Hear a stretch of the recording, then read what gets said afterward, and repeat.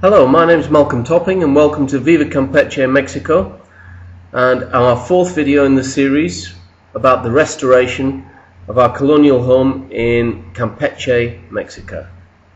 As you can see from the footage here, the guys up on the first floor of the property are working at putting the precast concrete beams in to start forming the roof structure of our outer terrace on the first floor.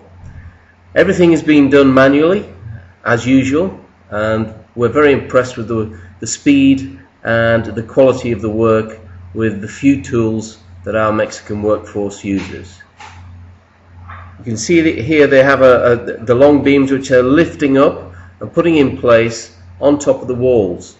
These precast concrete beams are strengthened with steel, which runs through the core of the beams, and then you will notice as we watch further in the video that in between the beams we have these blocks. These are also precast concrete blocks, and they're designed specifically to fit in between the concrete beams. There you can see the honeycomb blocks sitting on the beams, and this is going to be used to form the floor. Once everything is in place, then the guys will roll a steel mesh over the subfloor and pour 3 inches or 75 millimeters of mixed concrete on the top and wait 2 weeks until that goes off before they take the props away. Once that is done, the roof is a solid structure and is ready to walk on and is load bearing, as you see with the low level there. As we look up at the arches here, you'll see where they've used the mold. The mold has actually bulged in places. This is because the weight of the concrete has bowed the ply that they've used to form the shape of the arch.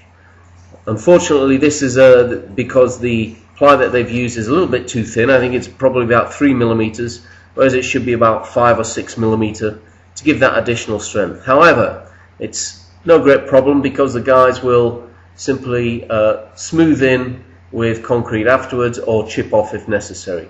You see here we're looking at the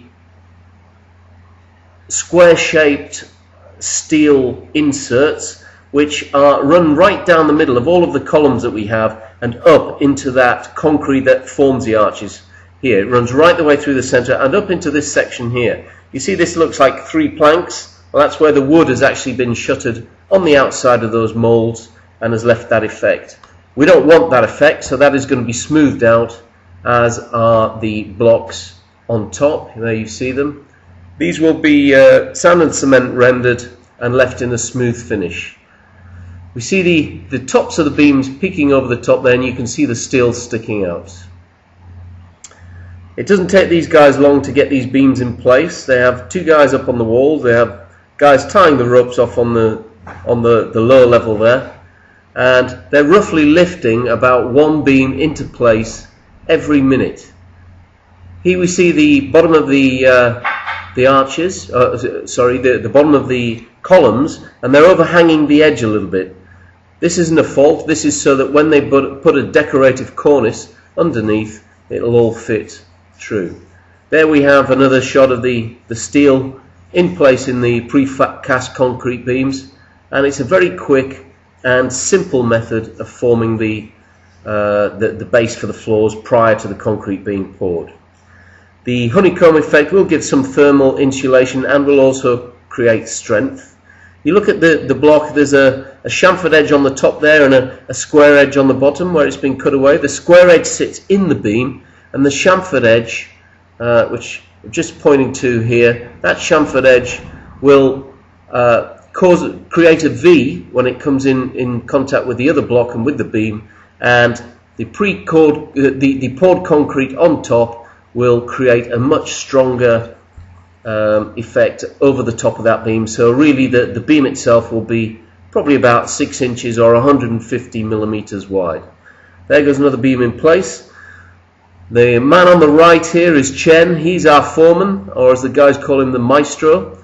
I don't know how old he is, but he's very fit, and as you see, he's up there taking control of everything and doing a fantastic job.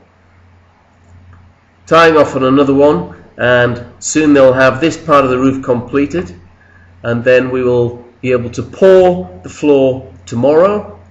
And as you see from this footage, the whole property is really taking shape now, and we're delighted to see that our lovely Colonial home is at last starting to take shape. We hope you've enjoyed this video, and we will give you another installment in a week or two. Bye for now.